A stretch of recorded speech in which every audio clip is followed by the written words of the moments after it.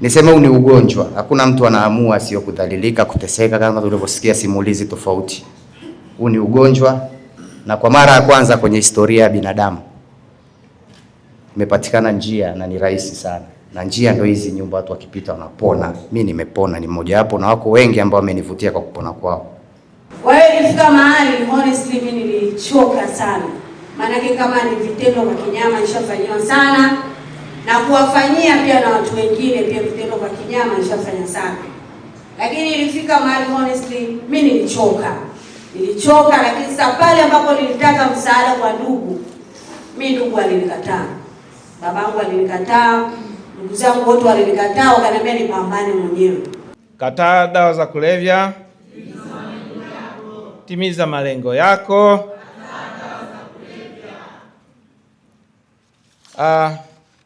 Ndugu washiriki, vita bado inaendelea. Arusha ni mji unaokua kwa kasi.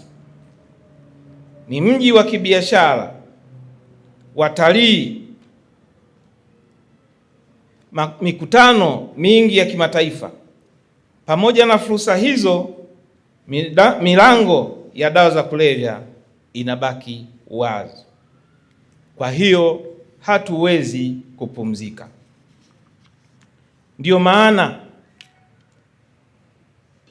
jukumu sio la DCEA peke yake, bali ni jukumu letu sote.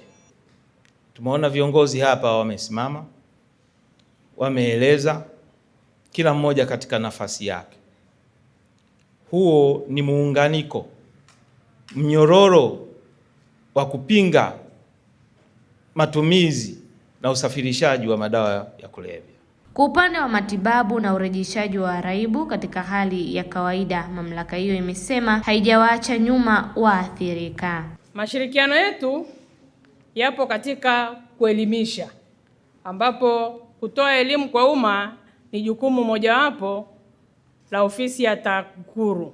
Urejeshaji wa maisha ya wateja wetu katika jamii kwa kuwapatia fursa za kujijenga upya kiuchumi na kijamii.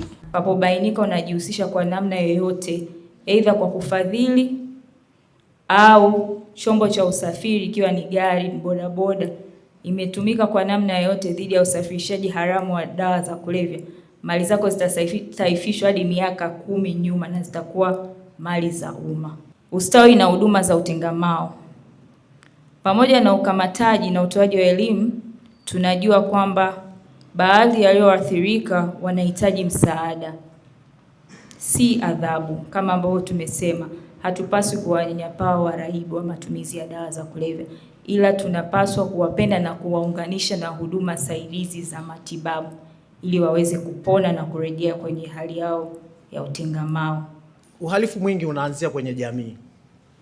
Kwa hiyo wananchi, sisi ndio tuna jukumu la kutoa taarifa kwenye vyombo hivi chunguzi ili viweze kufikisha taarifa hizi katika mamlaka.